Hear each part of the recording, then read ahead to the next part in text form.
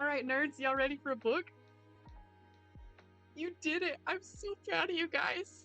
I'm so proud. Okay, here we go. We're going to go to chatting. I am going to turn down the volume just a smidge on the music. Congratulations, community challenge. So proud. So proud. All right, here we go. This is The Hobbit. It is a book by this guy named Junior Tolkien. Just kidding. I'm going to do it now. I'm going to do it now. I'm so excited. Here we go. The Hobbit, or There and Back Again. Here we go. Little picture of a dragon guy. Look at him. Look at him. All right. I love maps. This is a good map. I'm going to show you the map. Take a peek.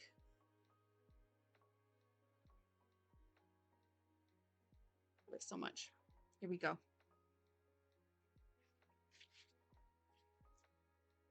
This is so fun. This is so fun. I'm jazzed about this, you guys. Okay.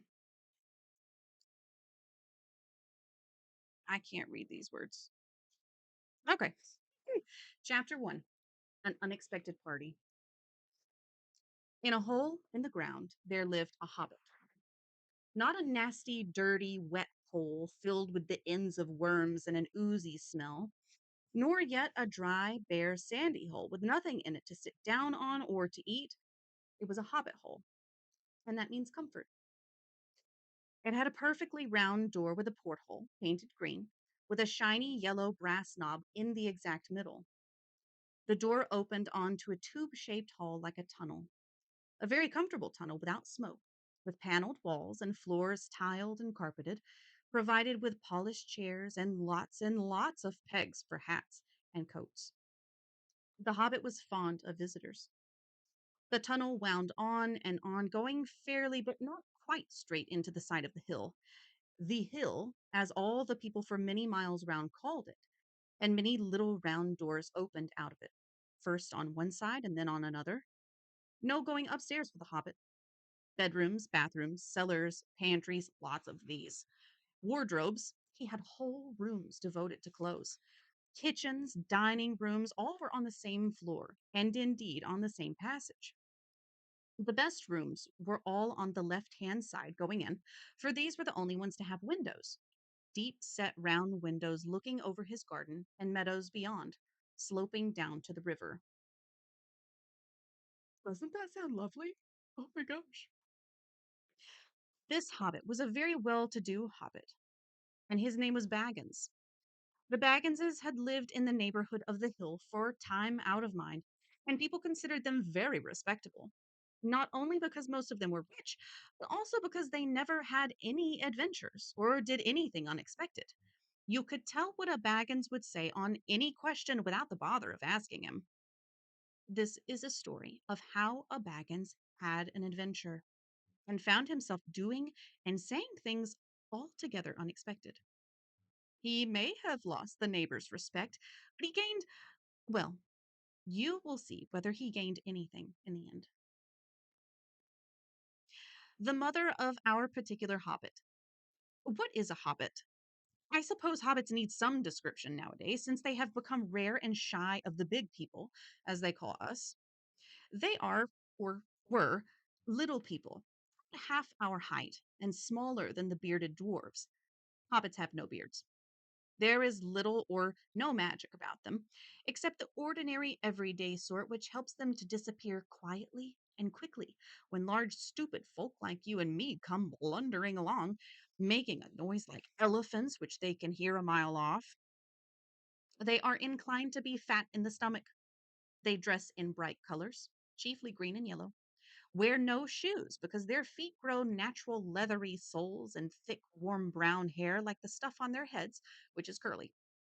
They have long, clever brown fingers, good natured faces, and laugh deep, fruity laughs, especially after dinner, which they have twice a day when they can get it.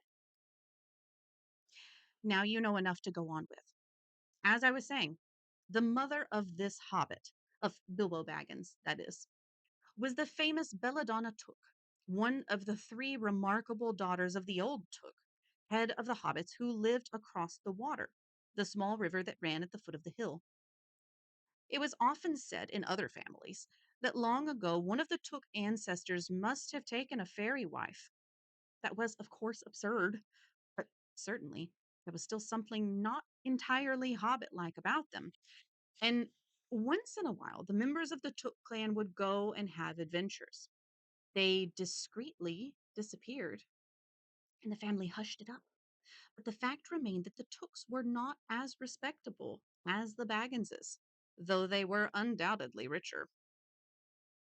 Eating like a hobbit is the best eating schedule, right? Dinners all the time. Not that Belladonna Took ever had any adventures after she became Mrs. Bungo Baggins. Bungo, that was Bilbo's father, built the most luxurious hobbit hole for her, and partly with her money, that was to be found either under the hill or over the hill or across the water, and there they remained to the end of their days. Still, it is probable that Bilbo, her only son, although he looked and behaved exactly like a second edition of his solid and comfortable father, got something a bit queer in his makeup from the Took side, something that only waited for a chance to come out.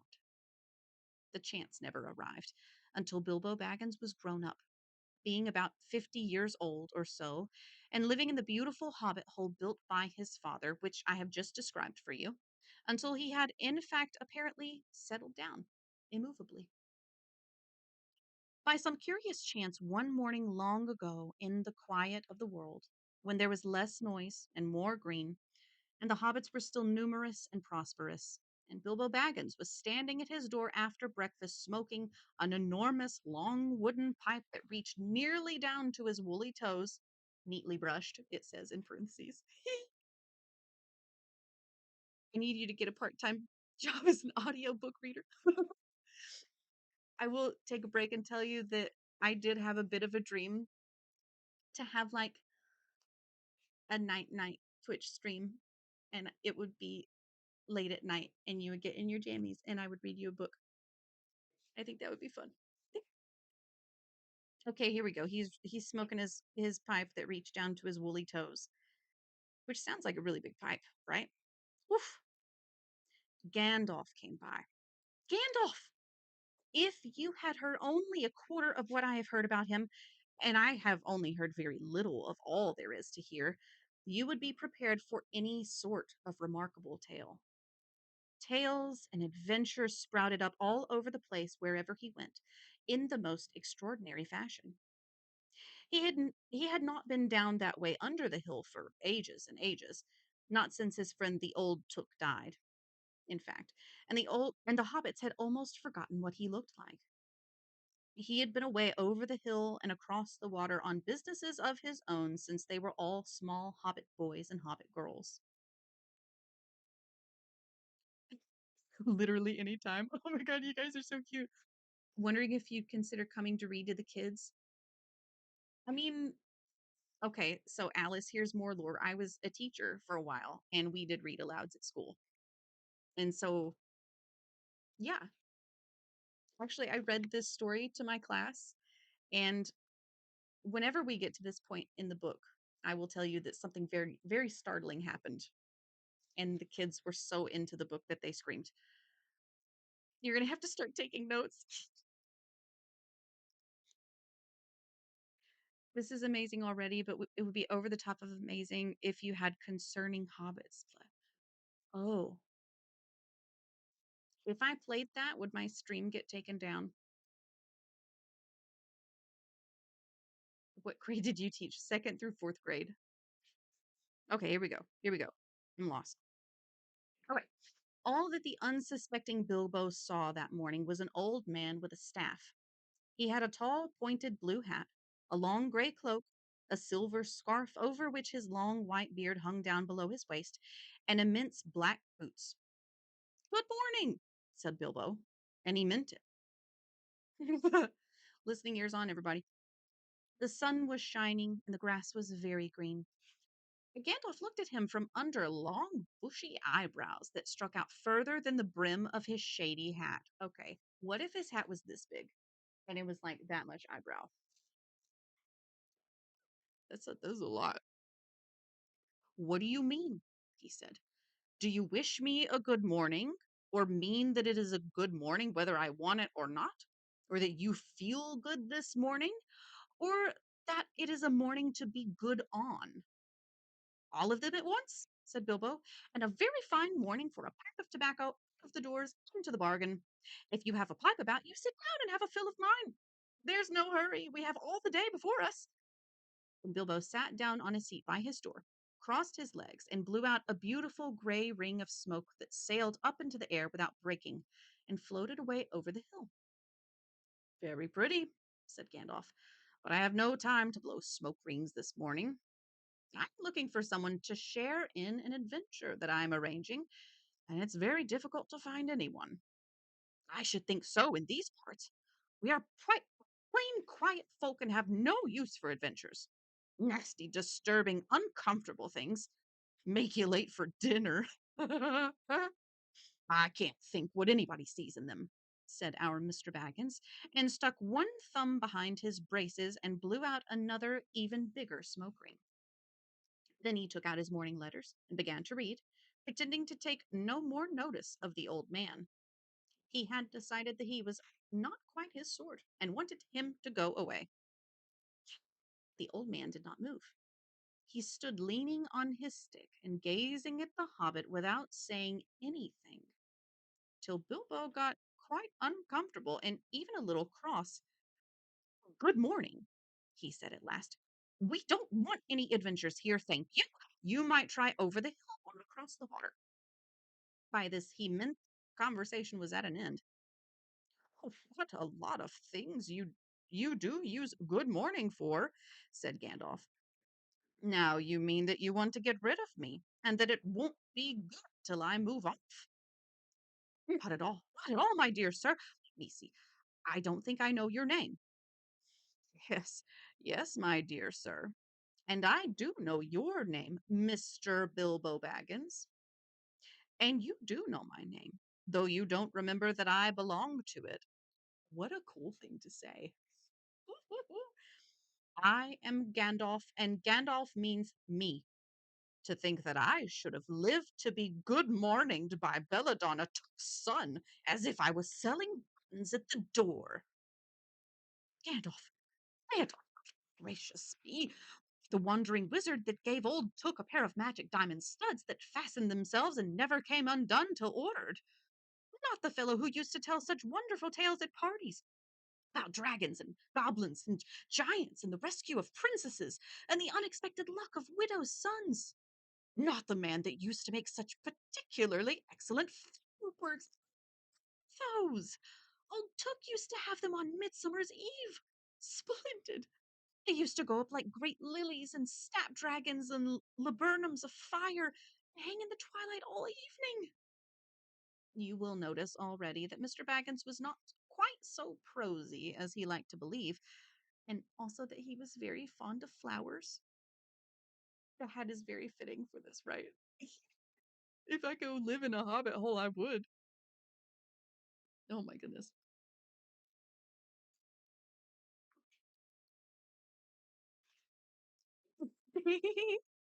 Maybe it's my hobbit hat. Dear me, he went on, not the Gandalf who was responsible for so many quiet lads and lasses going off into the blue for mad adventures. Anything from climbing trees to visiting elves or sailing on ships, sailing to other shores.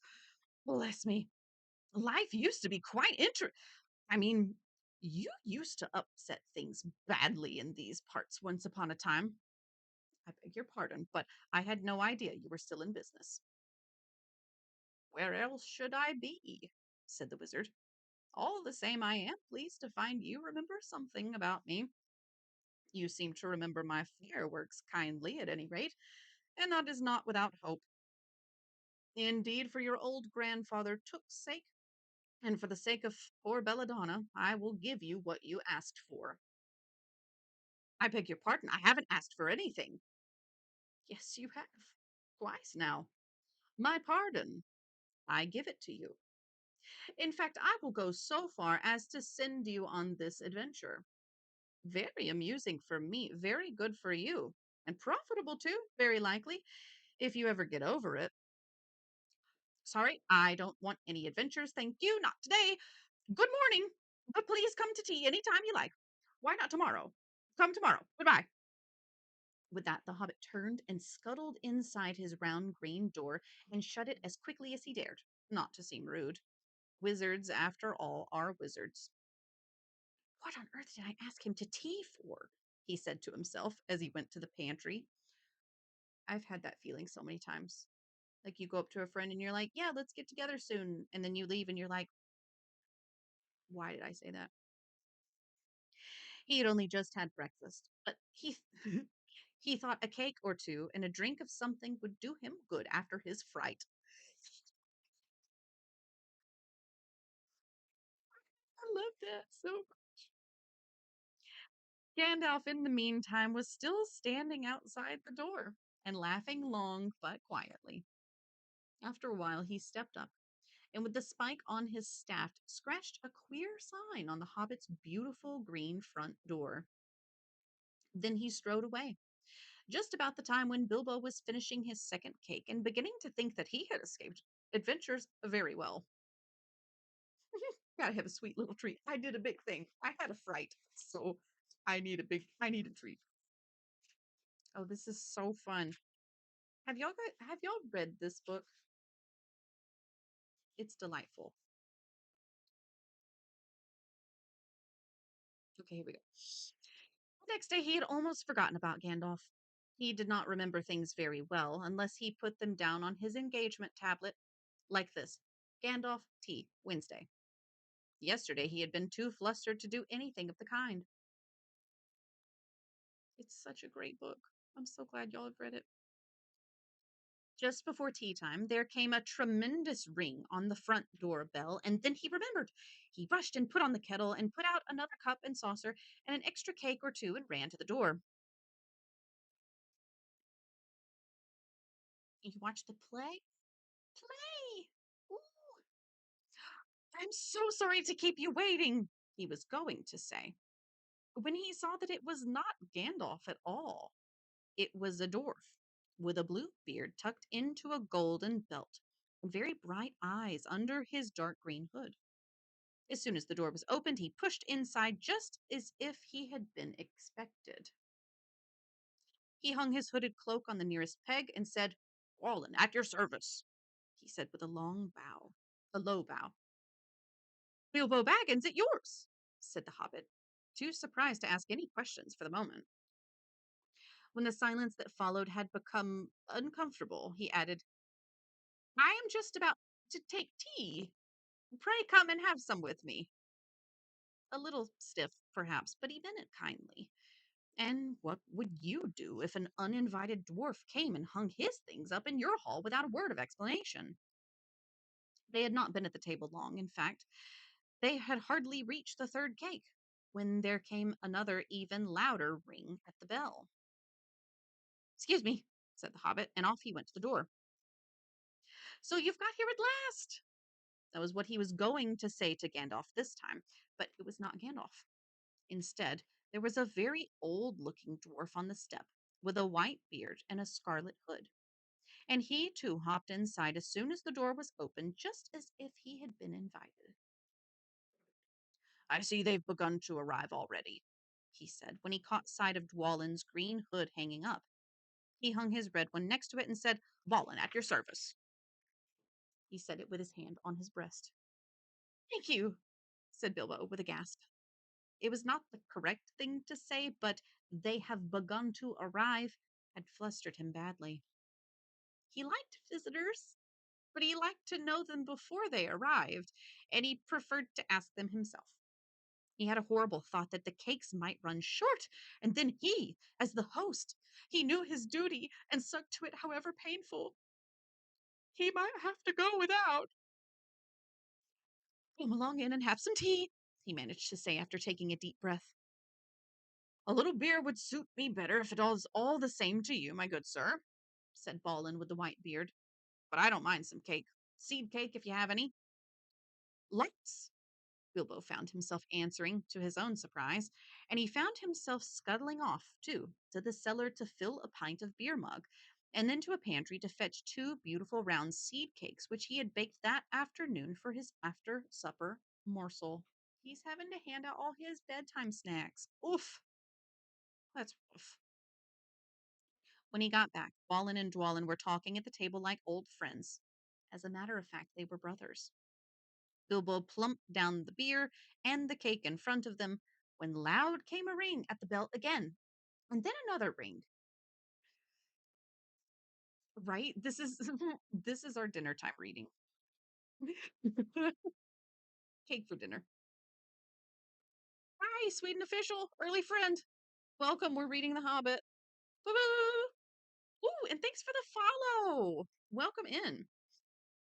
Gandalf for certain this time, he thought as he puffed along the passage. But it was not. It was two more dwarves, both with blue hoods, silver belts, and yellow beards, and each of them carried a bag of tools and a spade. In they hopped. As soon as the door began to open, Bilbo was hardly surprised at all. "What can I do for you, my dwarves?" he said. "Keely at your service," said the one, "and Feely," said the other one, and they both swept off their blue hoods and bowed. "At yours and your families," replied Bilbo, remembering his manners this time. "Dwalin and Balin are here already, I see," said Keely. "Let us join the throng." Throng, thought Mr. Baggins. I don't like the sound of that. I really must sit down for a minute and collect my wits and have a drink. He had only just had a sip in the corner while the four dwarfs sat round the table and talked about mines and gold and troubles with the goblins and the depredations of dragons and lots of other things that he did not understand and did not want to, for they sounded much too adventurous. That's your boys, Feely and Keely. I love that.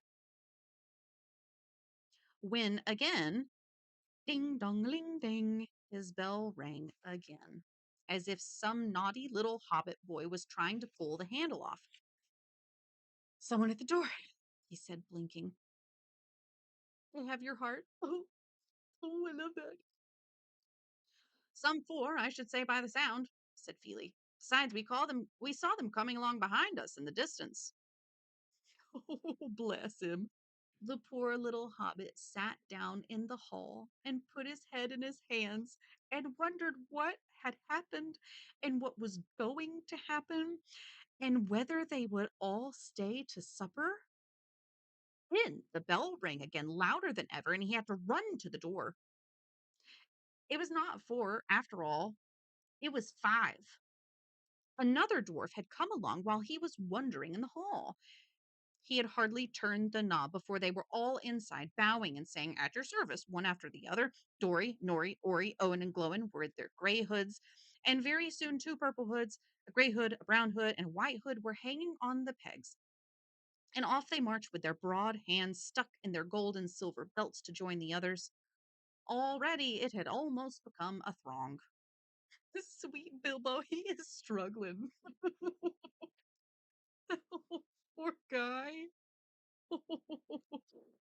Some called for ale, some for porter, one for coffee, and all of them for cakes.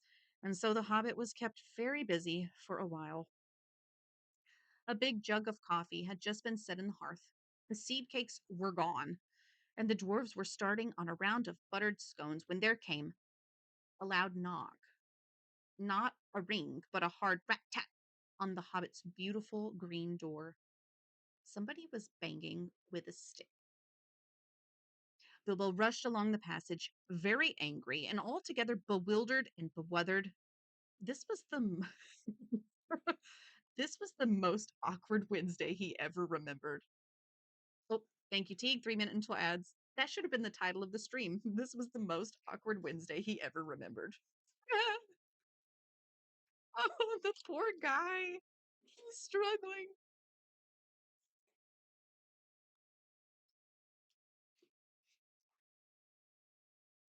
He pulled open the door with a jerk, and they all fell in, one on top of the other. More dwarfs, four more. And there was Gandalf behind. leaning on his staff and laughing. He had made quite a dent on the beautiful door. He had also, by the way, knocked out the secret mark that he had put there the morning before. Sneaky sneak. Carefully, carefully, he said. It is not like you, Bilbo, to keep friends waiting on the mat and then open the door like a pop gun. Let me introduce Biffer, Bofer, Bomber, and especially Thorin. At your service, said Biffer, Bofer, and Bomber, standing in a row. Then they hung up two yellow hoods and a pale green one, and also a sky blue one with a long silver tassel. This last one belonged to Thorin, an enormously important dwarf. In fact, no other than the great Thorin Oakenshield himself, who was not at all pleased with falling flat on Bilbo's mat with Biffer, Bofer, and Bomber on top of him. For one thing, Bomber was immensely fat and heavy. Thorin indeed was very haughty and said nothing about service. But poor Mr. Baggins said he was sorry so many times that at last he grunted, "Pray don't mention it," and stopped frowning. "Now we're all here," said Gandalf, looking at the row of 13 hoods, the best detachable party hoods, and his own hat hanging on the pegs. "Quite a merry gathering. I hope there's something left for the late comers to eat and drink. What's that? Tea? No, thank you. A little red wine, I think, for me." "And for me," said Thorin. "And raspberry jam and apple tart," said Biffer. "And mince pies and cheese," said Bofer. "And pork pie and salad," said Bomber. "And more cakes and ale and coffee, if you don't mind," called the other dwarves through the door. "Put on a few eggs, that's a good fellow," Gandalf called after him, as the hobbit stumped off to the pantries. "And just bring out the cold chicken and pickles." Seems to know about as much about the inside of my larders as I do myself, thought Mr. Baggins, who was feeling positively flummoxed and was beginning to wonder whether a most wretched adventure had not come right into his house. By the time he had got all the bottles and dishes and knives and forks and glasses and plates and spoons and things piled up on big trays, he was getting very hot and red in the face and annoyed. "If you'd escape, but bother these dwarves," he said aloud. "Why don't they come and lend a hand?" Lo and behold, there stood Balin and Dwalin at the door of the kitchen, and Feely and Keely behind them. And before he could say knife, they had whisked the trays and a couple of small tables into the parlor and set out everything afresh. Gandalf sat at the head of the party with 13 dwarves around, and Bilbo sat on a stool at the fireside, nibbling at a biscuit. His appetite was quite taken away, and trying to look as if this was all perfectly ordinary and not in the least an adventure. The dwarfs ate and talked, and time got on. At last they pushed their chairs back, and Bilbo made a move to collect the plates and glasses. "I suppose you will all stay to supper," he said in his politest, unpressing tones.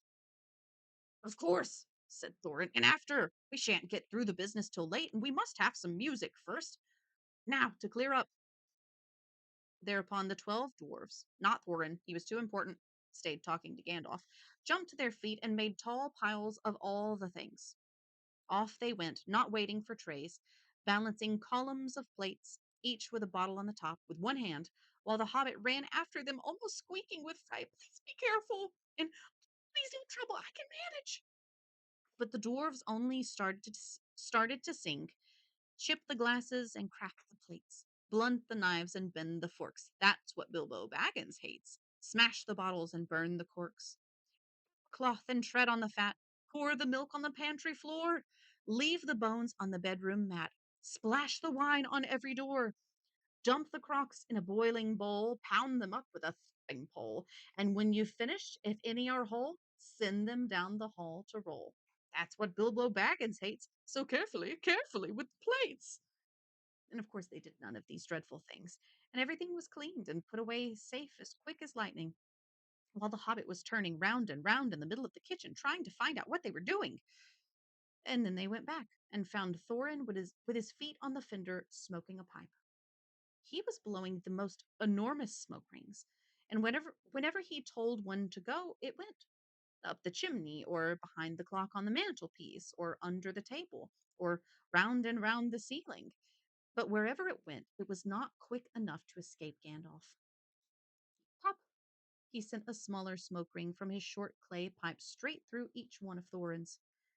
Then Gandalf's smoke ring would go green and come back to hover over the wizard's head. He had a cloud of them about him already, and in the dim light it made him look strange and sorcerous. Bilbo stood and watched. He loved smoke rings, and then he blushed to think how proud he had been yesterday morning of the smoke rings he had sent up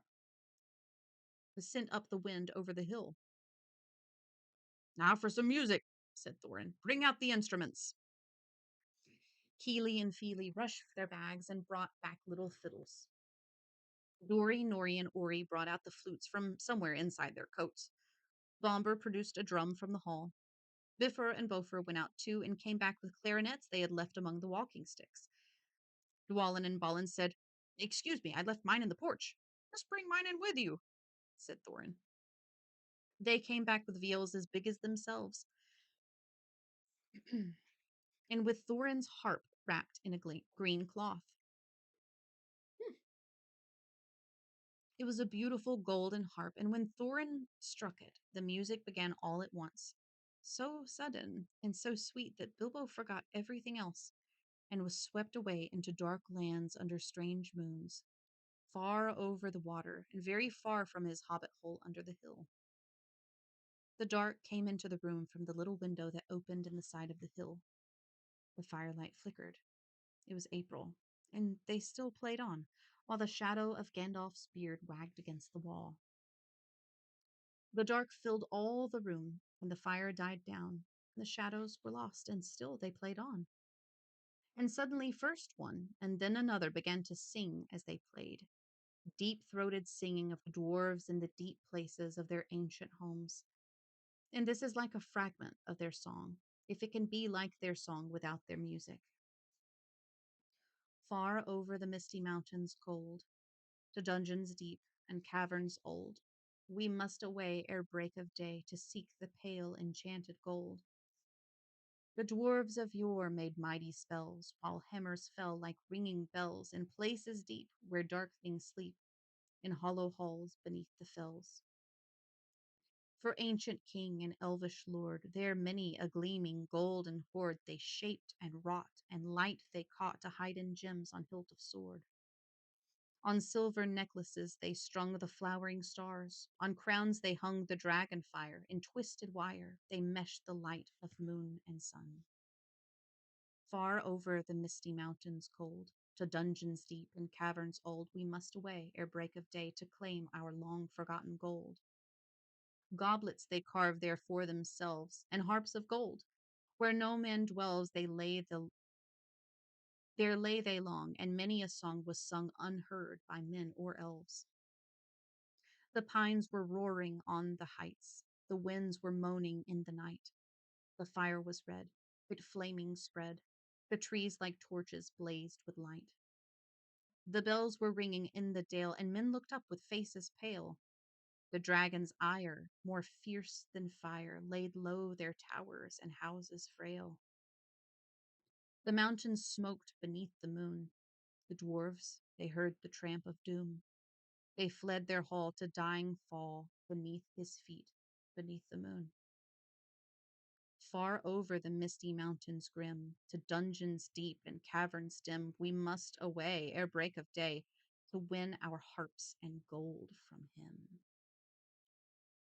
As they sang, the hobbit felt the love of beautiful things made by hands and by cunning and by magic moving through him, a fierce and a jealous love, the desire of the heart of dwarves. Then something tookish woke up inside him, and he wished to go and see the great mountains and hear the pine trees and the waterfalls and explore the caves and wear a sword instead of a walking stick. He looked out of the window. The stars were out in a dark sky above the trees. He thought of the jewels of the dwarves shining in dark caverns. Suddenly, in the wood beyond the water, a flame leapt up, probably somebody lighting a wood fire, and he thought of plundering dragons settling on his quiet hill and kindling it all to flames. He shuddered, and very quickly he was playing Mr. Baggins of Bag End under the hill again. He got up trembling. He had less than half a mind to fetch the lamp, and more than half a mind to pretend to, and go and hide behind the beer barrels in the cellar, and not come out again until all the dwarfs had gone away. Suddenly he found that the music and the singing had stopped, and they were all looking at him with eyes shining in the dark. "Where are you going?" said Thorin, in a tone that seemed to show that he guessed both halves of the hobbit's mind. "What about a little light?" said Bilbo apologetically. "We like the dark," said all the dwarfs. "Dark for dark business. There are many hours before dawn." "Of course," said Bilbo, and he sat down in a hurry. He missed the stool and sat in the fender, knocking over the poker and the shovel with a crash. "Hush," said Gandalf. "Let Thorin speak." And this is how Thorin began. "Oof." Thanks, Alice. You hear it in my voice?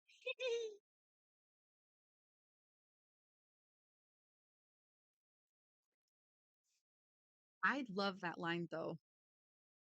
Then something tookish woke up inside him. Brother, I have goosebumps. I have been going on a while. I did, for real life, what's a good stopping point? I'm captivated just reading it. Like, I want to go on this whole adventure right now. Okay, but this might be. Do you want to go on, or do you want to stop here before Thorin says what he's going to say? End of the chapter? Okay. One, two, three, four, five, six, seven, 8, 9 pages until the end of chapter. Probably. I think Cowboy is streaming right now, right? Is that for true? Yeah, she's live. They're playing content warning right now. What say we stop? I'll find a bookmark somewhere in this place. Like, surely I've got paper somewhere, right? Nope, it's a wet wipe. I don't really want to, but we're going to stop.